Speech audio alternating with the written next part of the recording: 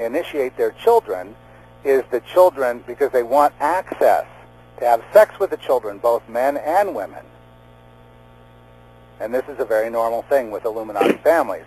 These are the families that raised the George Bushes or the Ronald Reagans or whoever it is that's going to be up in the public eye, the Arnold Schwarzeneggers, whatever. Yeah, well, every president of the United States has been linked to the Illuminati. Mm-hmm. Furthermore, Sherry, they do the sexual trauma when children are below 5 years old. Why? Because they must have the soul, the obedience. And they can fragment their minds at that age. At that age. And so that is common, and I'm a witness to it, and I can tell you from my own experience, now with me, my testimony, and this is, you know, I'm sure this will, well, the heck with it, I'll just say this. I kicked and screamed in what they call playtime, where children and adults are playing, and the adults are there to have sex with the children, and they're there observing to see which children will go over, which ones will be useful, which ones will go along with the program. And I think I bit and screamed and fought and did whatever, and I had to be removed because I was disturbing the whole group.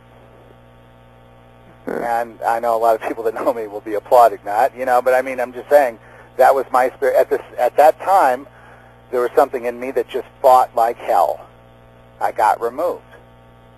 They sought to get me later on in life. It didn't happen in my early years, pre-adolescence, and it didn't happen in my adolescence. Why? Because I had fought them, and I fight very fiercely because I don't belong to them. And I think that our people are like that. I don't see a lot of our people, you know, laying down and letting them just do whatever. Oh, our people are just, we're targets, and we fight like hay. We do the one thing we're born to do, and it's fight. We fight, and let me tell you, when I was 4 years old, I fought. I had to be removed. Yeah. When they came against me with doctors and all that, I fought and had to be removed because they were using the doctors for the same thing, to try to indoctrinate me. And what did I see at that age? Adults having sex with the children in ritual, and the elites of society out in the outer circle observing, in this case, women of high society. They were watching to see which kids showed promise. Okay? The kid that shows promise, meaning the one that gives in to the sexual trauma, and who finally gives the soul up, meaning, you know what I mean, lays down, gives in, becomes broken, if you will. They break them. Then that person is raised up to serve, to be of service to the Illuminati. Yeah. But they have a pool of children, and they are tested to see which ones show promise and which ones do not. The ones that don't are moved out and rejected, usually to wind up as human sacrifices. They're killed. Because why? Because they can't afford for those memories to ever surface. When I confronted my own mother about this, how did I ever come in contact with this memory that was blotted out at 4 years old? I had an experience with UFOs and aliens. There was an alien in my room, and they were trying to drag me out of the house, and there was this horrible oppression that was going on in the house at that time in Sherman Oaks, California, and the memory surfaced then during the alien encounter, because remember, the aliens are the ones doing all this. Yeah, that as was you behind said, it. Sherry. Okay, so I called my mother, and I said, "What about this?" And she broke down screaming and crying. Screaming she was sorry. She was sorry. I'm sorry. I'm sorry. Confirming what the alien encounter gave me, a little gray in my room. I never had this before or since that I remember. And then alien ships, you know, following me and stuff. But I remember that was the same reality back then. In other words, the aliens were very much part of all this. Yep. A lot of children are taken to the ships to be abused in this way.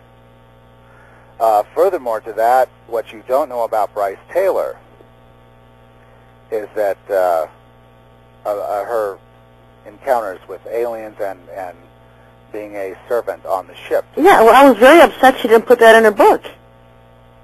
Well, I'd heard this through Kanadachi, and it's credible, you know. Because that piqued my interest. Another one that knows this that you've interviewed is Ted Gunderson. Really? And I've talked to Ted a couple times. Okay, well, all I can say is that, yes, she's spoken about it, but she's never written it down. I would love to see it in writing. You know how I am.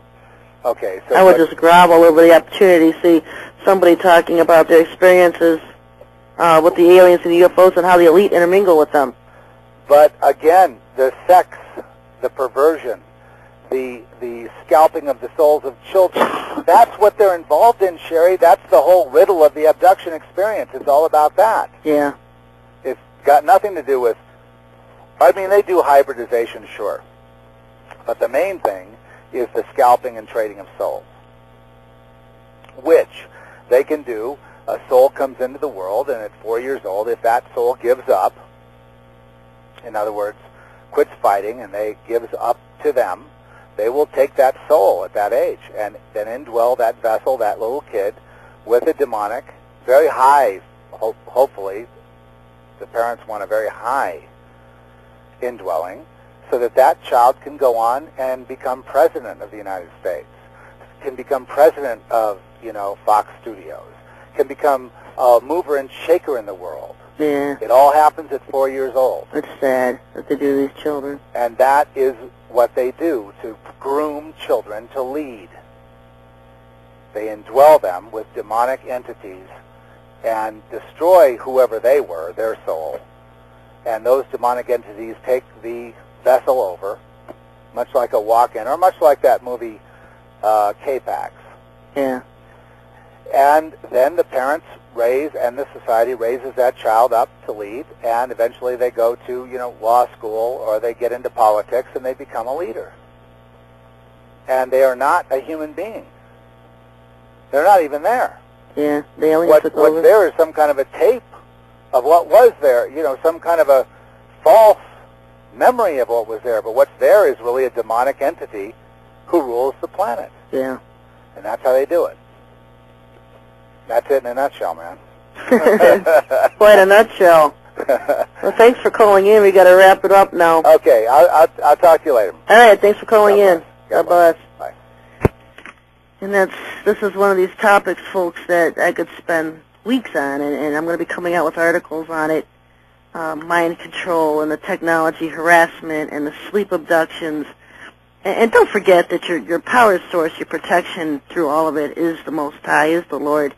If you're being harassed by psychotronic noises, you're going to bed and you're hearing obnoxious alarm clock ticks, or you're hearing bowling balls running, or marine fight songs, or concerts, rock concerts, any kind of noise to keep you from falling asleep that nobody else can hear. Your protection against that is just ask the Lord to break their equipment. I've seen that happen over and over and over again, so I know it works. Just ask them to break their equipment. And so that's the psychotronic warfare that they're using against people. They want to keep you from getting sleep. They want to mess with your immune system, and what that does is it triggers any DNA that you have within you that if your family line is susceptible to different diseases or cancers or tumors, and what they do is they trigger that activation so that you'll get it. You'll get cancers, you'll get the tumors, you'll get diseases, and they do it through psychotronics, and they do it through other means. And so our source, ultimate source, folks, of protection is always the Lord. Call on Him. Stay focused in Him. I'll see you next week. I'll be posting some stuff, articles this week. Keep track of my blogger. And I'll see you next week, folks. God bless everybody.